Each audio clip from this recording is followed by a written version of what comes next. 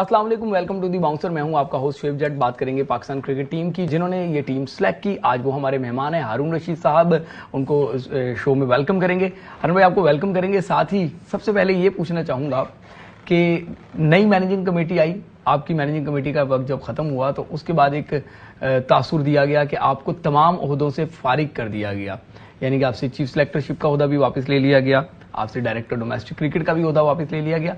जबकि मेरी अंडरस्टैंडिंग के मुताबिक तो मैनेजिंग कमेटी का जब टेन्योर खत्म हुआ तो ऑटोमेटिकली वो खत्म हो गया। जरा मुझे वादे कर दें। सबसे पहले तो अस्सलाम वालेकुम नाज़रीन, बहुत बहुत शुक्रिया आपका शुएब कि आपने मुझे मौका दिया कि मैं आपके चैनल पे बातचीत कर सकूं। थोड़ा सा ये अभाम, मैं हैरान था कि क्यों इस किस्म की चीज़ें जो हैं वो आती हैं। नॉर्मली ये होता है कि जब एक नया सेटअप चेंज हो तो दूसरा सेटअप आने के बाद वो इस तरह की चीज़ें होती हैं।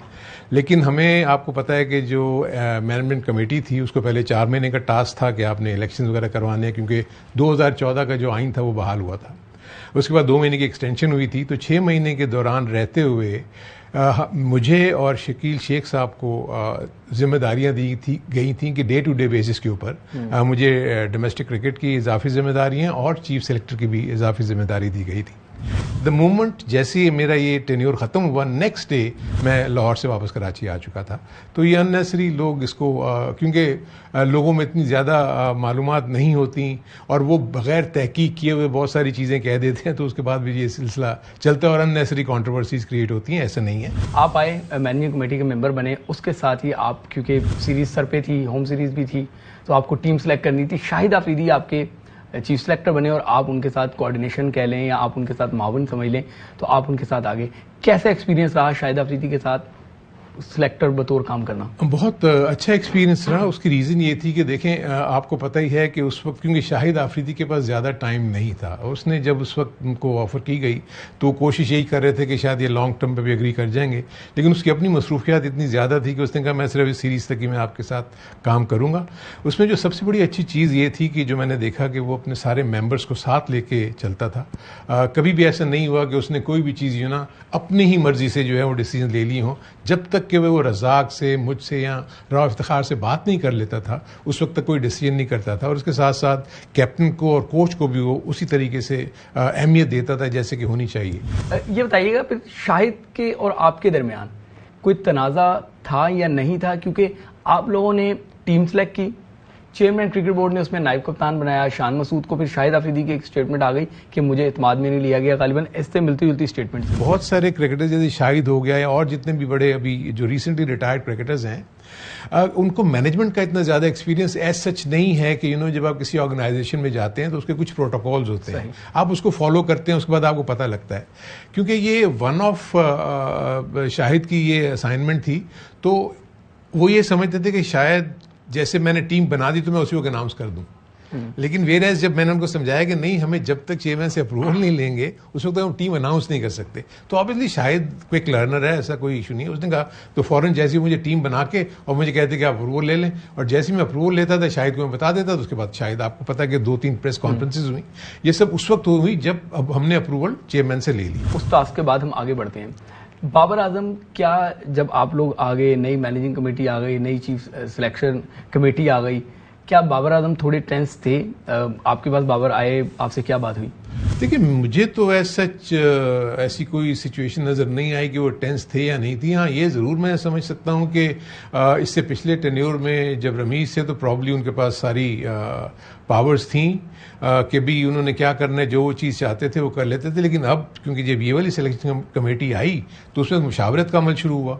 हमेशा जब भी कभी मौका हुआ, हमने बाबर को सामने बिठा के, कोच को सामने बिठा के बातचीत हुई। उसके बाद जो भी चीज़ें तय होती थी, कौन सा प्लेयर चाहिए कौन सा नहीं, और बाज़ जगह पे एक वक्त में तो एक सिचुएशन में एक प्लेयर के ऊपर ऐसा हुआ था कि उसने कहा कि जी मुझे ये चाहिए, तो शाहिद ने फ़ौरन कहा कि जो अगर बाबर जिस कैप्टन के लिए, प्लेयर के लिए कह रहा है उसको ज़रूर हमें देना चाहिए। इस वक्त मुझे वो याद नहीं है, किसी एक ही मेरा ख्याल स्पिनर पे था या किसी बैट्समैन के ऊपर था, मुझे अभी तो याद नहीं, पुराना वाक़या हो चुका है।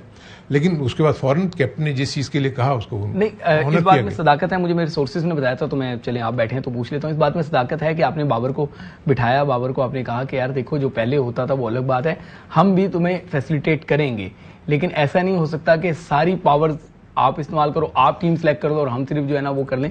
کیپٹن جو ہے نا وہ سلیکشن کمیٹی کا پارٹ نہیں ہوتا. یہی آپ نے بابر کو کہا.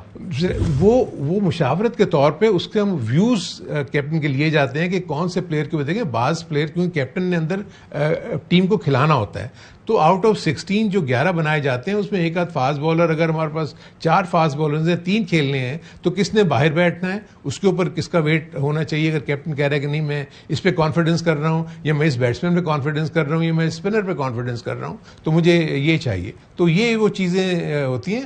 باقی 10 پلیئر اور یہ پلیئر تو کوئی اتنا ایشو نہیں ہوتا.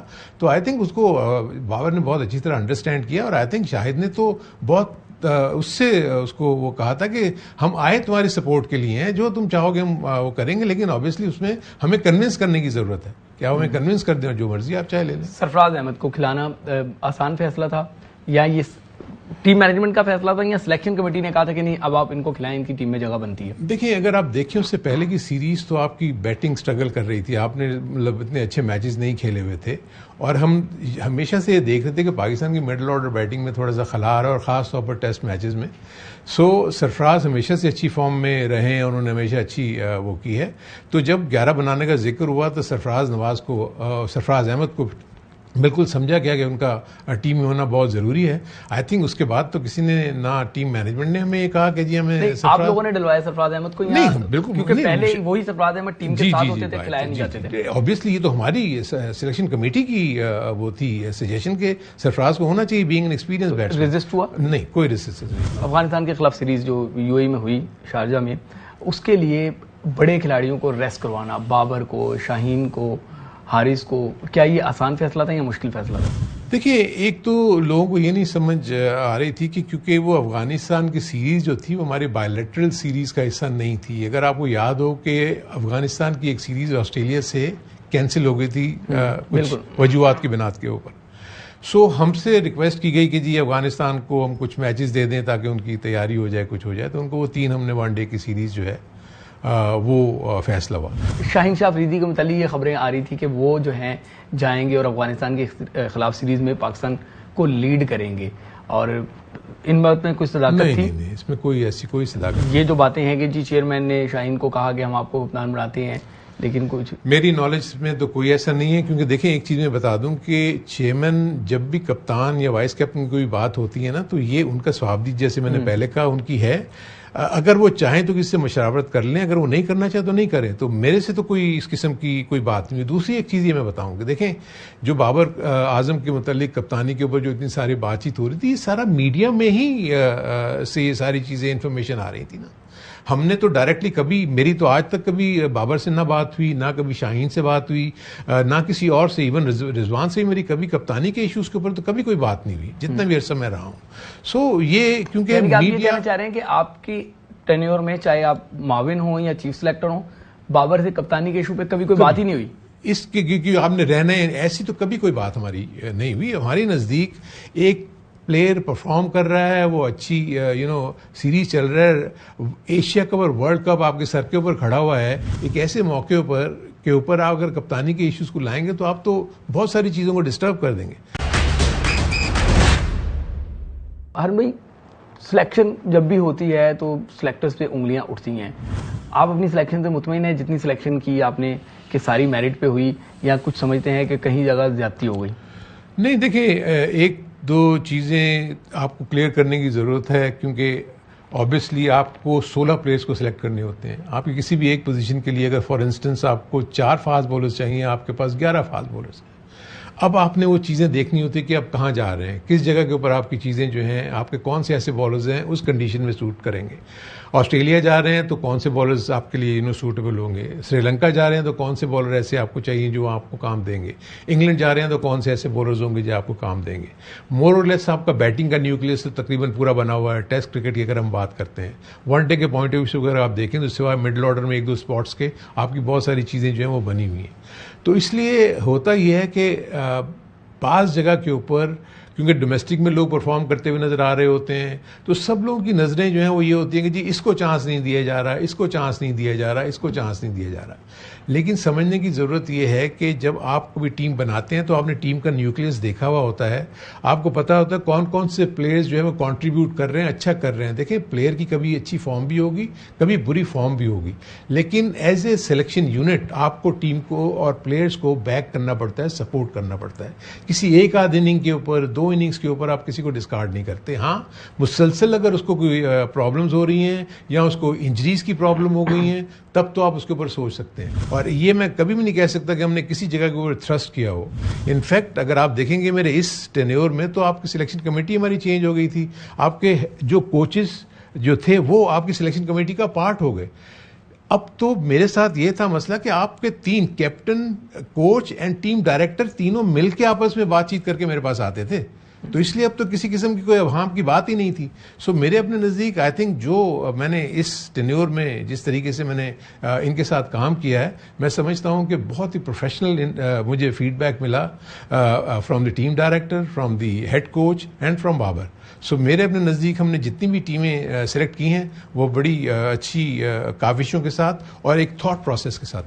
ہارون بھائی یہ بتائیے گا کہ 4, 5, 6 چاہے ون ڈے بات کر لیں, T20 کر لیں, ٹیسٹ کر لیں, کہیں کم کہیں زیادہ, واقعی پاکستان کو ان نمبروں پہ بیٹنگ کی بات کر رہا ہوں مسائل کا سامنا. دیکھیں ایشوز ڈیفینیٹلی ہیں. اس کا ریزن یہ ہے, دیکھیں آپ کے پاس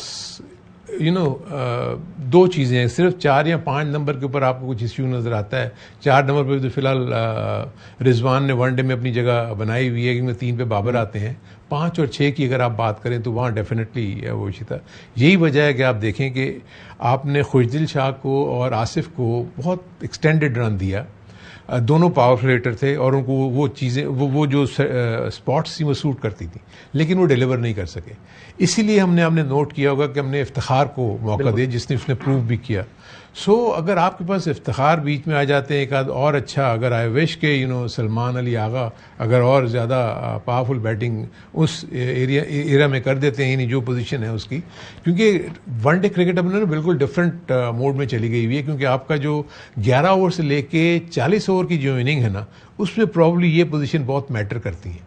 اگر آپ 41 اوور سے لے کے 50th اوور تک اگر آپ نیچے جا کے دیکھیں تو آپ کو شاداب خان, آپ کے پاس اگر وہ آل راؤنڈر آپ کے پاس فہیم اشرف اگر فارم میں ہے وہ اگر کھیل رہا ہے, آپ کے پاس نواز اگر ہے وہ فارم میں کھیل رہا ہے, شاہین شاہ نے وہ آف لیٹ اپنی بیٹنگ کو کافی امپروو کرنے کی کوشش کی ہے, تو آپ کے پاس اچھے خاصے پاورفل ہٹرز ہیں اس لیول کے اوپر. سو اگر یہ ہمارا مکس بن جاتا ہے, آپ کی مڈل آرڈر اسٹرانگ ہو جاتی ہے, تو میں سمجھتا ہوں اوپننگ سے لے کے اگر نیچے آپ چلیں تو آپ کا ایک اسٹرانگ بیٹنگ پاور ہاؤس ہے جس کو سپورٹ کرنے کے لیے آپ کے پاس بہت زبردست بالنگ اٹیک ہے. اچھا لاسٹ 2 سوال بتا دیں. شاہین شاہ افریدی پہ بہت زیادہ ورک لوڈ کی بات ہوتی ہے. آپ لوگوں نے ان کو NOC دے دی کہ وہ جا کے T20 بلاسٹ کھیل لیں, پھر وہ ٹیسٹ سیریز کھیلیں گے, پھر جا کے 100 بالز کھیلیں گے. کیا آپ کے ذہن میں نہیں تھا کہ ایشیا کپ ہے, ورلڈ کپ ہے, ایک پلیئر اس کی فٹنس پہ ابھی تک باتیں ہو رہی ہیں, تو وہ کیسے پاکستان کے لیے فروٹفل ہے؟ دیکھیں میں ایک چیز جو یہ بھی تھوڑا سا میں کلیئر کر دوں عوام کے لیے. دیکھیں ہوتا یہ ہے کہ ایک پلیئر جب فٹنس کے بعد واپس آتا ہے نا, تو فٹنس کے واپس آنے کے بعد اس کو آہستہ آہستہ اس کے اوپر بوجھ ڈالنا شروع کرتے ہیں. اور یہ ساری چیزیں آپ کی جو میڈیکل ٹیم اور ٹیم کوچز جو ہیں یہ مل کے ڈیسائیڈ کرتے ہیں. اور ان ساری چیزوں کو سامنے رکھتے ہوئے جو ڈیسیجنز لیے گئے کہ جی اس کو بلاسٹ کھیلنا چاہیے, اس کو یہ کرنا چاہیے, اس میں یہ تھا کہ اس کو نمبر آف اوورز کتنے کرنے ہیں دن میں, یہ پلان اس کے ساتھ پورا بنا ہوا تھا.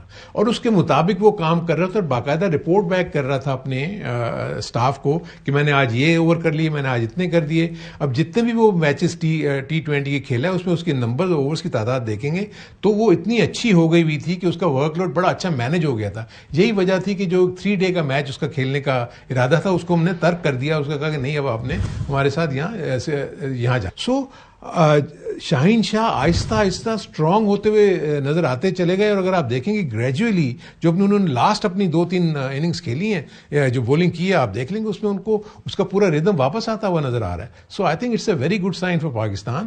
اور میرے اپنے نزدیک تو شاہین مجھے امید ہے انشاءاللہ اچھی پرفارمنس دے گا. اور جب تک وہ ٹیسٹ کرکٹ نہیں کھیلے گا اس وقت تک اس میں اس کی بولنگ میں وہ جس میں کہنا چاہتا ہوں مضبوطی نہیں آئے گی، کیونکہ جب تک آپ لمبے اوورز نہیں کریں گے آپ کو بولنگ کا آرٹ نہیں آتا. اچھا چلیں لاسٹ میں یہ بتا دیں کہ سینٹرل کانٹریکٹ آپ لوگ بنا چکے تھے، کیونکہ جب آپ کا ٹینیور ختم ہوا اس کے چند دن بعد سینٹرل کانٹریکٹ کا بھی ڈیڈ لائن گزر گئی، جو اب لڑکوں کا نیا سینٹرل کانٹریکٹ نہیں ہے، اور اس میں کیا بابر کی مشاورت تھی اور کس کانسیپٹ سے آپ نے وہ سینٹرل کانٹریکٹ بنائے تھے؟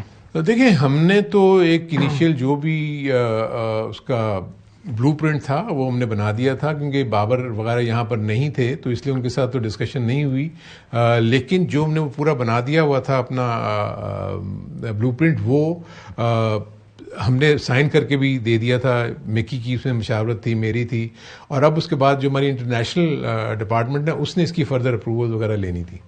اب وہ کس جگہ پہ کھڑا ہے وہ مجھے نہیں پتا، کیونکہ ارادہ یہ تھا کہ جیسے یہ کیمپ لگے گا سارے پلیئرز یہاں آ جائیں گے تو ان کے ساتھ پھر مشاورت ہوگی اور اس کے بعد جو بھی چیزیں فائنل ہوں گی وہ اس کو ہم اوکے کر کے اور اس کے بعد چیئرمین سے سینٹرل کانٹریکٹ تھا کہ وائٹ بال کا الگ تھا، ریڈ بال کا الگ تھا، تو آپ اسی پیٹرن پہ جا رہے تھے؟ نہیں، ہم نے اس کو ایک کر دیا. اس لیے ریزن یہ تھی کہ ہم یہ فیل کر رہے تھے کہ ہم نے ہارڈلی 3 سے 4 پلیئرز ہوتے ہیں جس کو وائٹ بال کے کرکٹ کی ہم بات کر رہے ہیں، ہم تو وائٹ بال کے کرکٹرز کو ریڈ بال میں لانا چاہ رہے ہیں. تو جب ہم اس کو یہ کوشش کر رہے ہیں کہ ایسے پلیئرز کو ہم ریڈ بال میں یوز کریں تو پھر ہم وائٹ بال اور ریڈ بال کے کانٹریکٹ کو کرنے کی ضرورت نہیں تھی، تو ہم نے اس کو مرج کر دیا. ہر بھائی رضوان اور بابر اس کے سٹرائک ریٹ پہ لے کے T20 کی بات کر رہا ہوں یا وائٹ بال کی بات کر رہا ہوں، بہت باتیں ہوتی تھی. آپ پہ بھی یہ پریشر تھا؟ کبھی آپ نے ان دونوں کو بٹھا کے کہا کہ یار ہمیں سرکل میں یہ کرکٹ چاہیے آپ سے؟ دیکھیں میں آپ کو بتاؤں کہ ایز اے پروفیشنل کرکٹر سب کو پتا ہوتا ہے کہ ہمارا رول کیا ہے، ہم نے کیا کرنا ہے کیا نہیں کرنا ہے. آئی تھنک یہ چیز جو ہے نا جب سے یہ کرنٹ سیٹ اپ آیا ہے نا یہ چیزیں اب بہت زیادہ ڈسکس ہو رہی ہیں with in the team meetings. Coaches جو ہیں اس چیز کے اوپر وہ باور کریں کہ آپ کے رولز کیا ہیں، آپ نے کیا کرنا ہے کیا نہیں کرنا. آف لیٹ اگر آپ دیکھیں گے تو ڈیفینیٹلی امپروومنٹ نظر آ رہی ہے آپ کو اسٹرائک ریٹ میں، ایسا نہیں ہے کہ نہیں ہے. کیونکہ اب آپ کا مقابلہ دیکھیں نا کیا اب تو سلسلہ یہ ہے کہ 222 بھی سیف نہیں ہے، 230 بھی سیف نہیں ہے اور 150 بھی سیف ہے. سو اٹ آل ڈپینڈس کہ آپ کس قسم کی کنڈیشن میں کھیل رہے ہو، کون سی پچز ہیں، اس کو اچھی طرح ریڈ کر کے آپ کو آئیڈیا ہونا چاہیے کہ ہمارے کتنے رنز آن دا بورڈ لگیں گے تو ہم اس کو ڈیفینڈ کر سکیں گے، یا کتنے رنز پہ ہم ان کو روکیں گے تو ہم ان کو اچیو کر سکیں گے. So it's complete science now. اب وہ چیزیں نہیں رہیں کہ وکٹ گر گئی تو آپ کا رن ریٹ گرے گا یا ایسی چیز ہوگی. اب وہ کوئی بھی ایسی چیز نہیں ہوتی. اب آپ کو ہر وقت آن یور ٹوز رہنا ہے. جو اسٹرائک ریٹ ڈیمانڈ کر رہا ہے اس سچویشن آپ کو اس کو اچیو کرنا ہے. تھینک یو ہارون بھائی، ہمارے ساتھ موجود تھے اور بتا رہے تھے کہ سسٹم جو ہے وہ سسٹمائز ہو چکا ہے. پاکستان ٹیم سے امیدیں ہیں وہ جائے گی، اچھا کھیلے گی اور آنے والے دنوں میں پاکستان ٹیم کی طرف سے بہت ساری کامیابیوں کی خوشخبریاں ملیں گی. امید ہے یہ پروگرام پسند آیا ہوگا. آنے والے پروگرام میں نیا مہمان ہوگا، تب تک کے لیے اجازت دیں. السلام علیکم.